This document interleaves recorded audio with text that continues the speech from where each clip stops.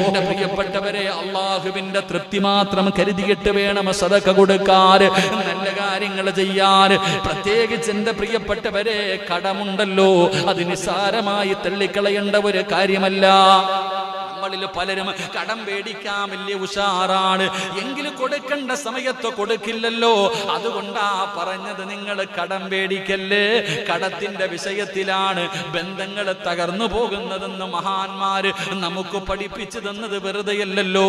എങ്കിൽ എന്റെ പ്രിയപ്പെട്ടവരെ, മഹാനായ നബി മുഹമ്മദ് മുസ്തഫ, ഒരു രൂപയെങ്കിലും, ഒരു 5 നയാ പൈസയെങ്കിലും കടമുള്ളവരാരെങ്കിലും ഈ സദസ്സിലുണ്ടോ?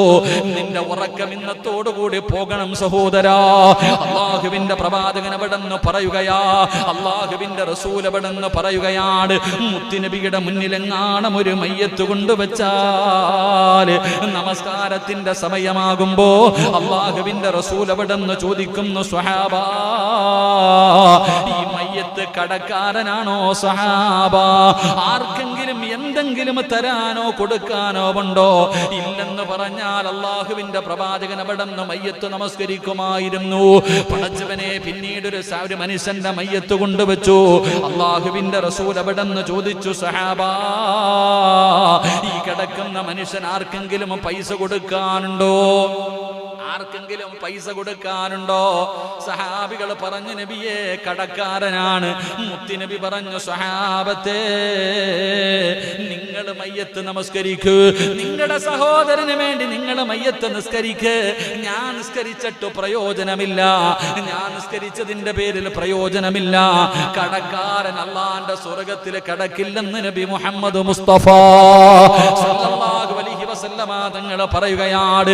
അല്ലാഹുവിന്റെ ദീനിന് വേണ്ടി പോരാടി വീരമൃത്യു വരിച്ച ശുഹദാ ആണെങ്കിലും കടക്കാരനാണെങ്കിൽ അല്ലാഹുവിന്റെ സ്വർഗ്ഗത്തിൽ അവന് പ്രവേശനമില്ല. റസൂലുള്ളാഹി പറയുകയാ, ഖാല നഫ്സുൽ മുഅ്മിനി മുഅല്ലകും ബിദബില്ലാഹ്. അല്ലാഹുവിന്റെ പ്രവാചകൻ പറയുന്നു, റൂഹ് കടവുമായിട്ട് ബന്ധിപ്പിച്ചിരിക്കുന്നു, റൂഹ് കടവുമായിട്ട് ബന്ധിപ്പിച്ചിരിക്കുന്നു. കടക്കാരൻ തന്റെ കടം വീട്ടാതെ അല്ലാഹുവിന്റെ സ്വർഗ്ഗത്തിൽ കിടക്കില്ലെന്ന് നബി മുഹമ്മദ് മുസ്തഫ സല്ലല്ലാഹു അലൈഹി വസല്ലമ തങ്ങൾ പറയുമ്പോൾ, എന്റെ പ്രിയമുള്ളവരെ, കടം മേടിക്കുന്നവരുണ്ട്.